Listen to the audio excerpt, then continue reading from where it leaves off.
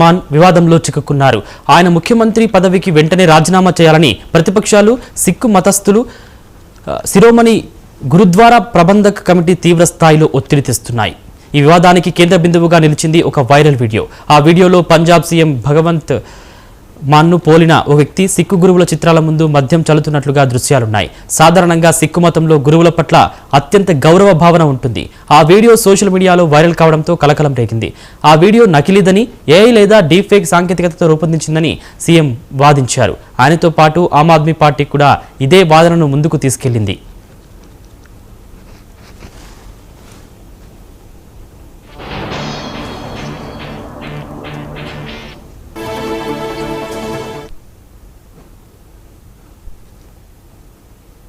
ఈ వ్యవహారం అకాల్ తఖ్త్ వరకు వెళ్లింది. సిక్కు మతంలో అత్యున్నత ధార్మిక అధికార సంస్థగా భావించే అకాల్ తఖ్త్ ఈ వీడియోపై విచారణ చేపట్టింది.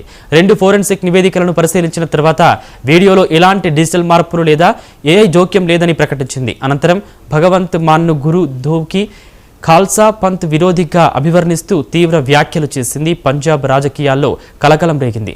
అకాల్ తఖ్త్ నిర్ణయం వెలువడిన కొద్ది రోజులకే మరో ఫోరెన్సిక్ నివేదిక వెలుగులోకి వచ్చింది.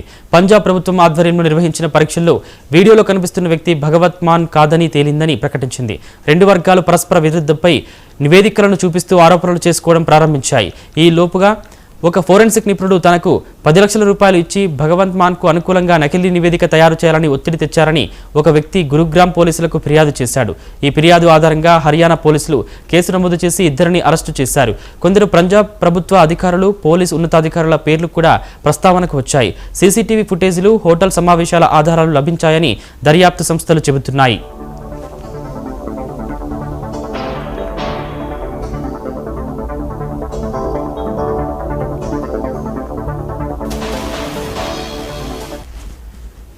ఈ పరిణామాలతో కాంగ్రెస్, బీజేపీ, శిరోమణి అకాలీదళ్ పార్టీలు దాడిని మరింత తీవ్రం చేశాయి. ముఖ్యమంత్రి పదవిలో కొనసాగేందుకు భగవంత్ మాన్కు నైతిక హక్కు లేదని, వెంటనే రాజీనామా చేయాలని డిమాండ్ చేస్తున్నాయి. ఎస్జీపీసీ కూడా అదే అభిప్రాయాన్ని వ్యక్తం చేసింది. అకాల్ తఖ్త్ ఇచ్చిన అవకాశాలను సద్వినియోగం చేసుకోలేదని, విచారణలో పూర్తిగా సహకరించలేదని కూడా ఆరోపించింది. భగవంత్ మాన్ ఈ ఆరోపణలను ఖండించారు. తనపై రాజకీయ కుట్ర జరుగుతుందని ఆరోపించారు.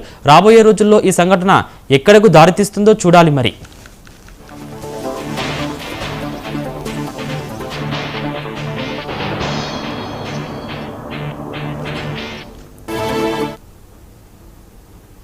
ఇవి ఇప్పటివరకున్న బులెటిన్ అప్డేట్స్. మరిన్ని అప్డేట్స్ కోసం చూస్తూనే ఉండండి.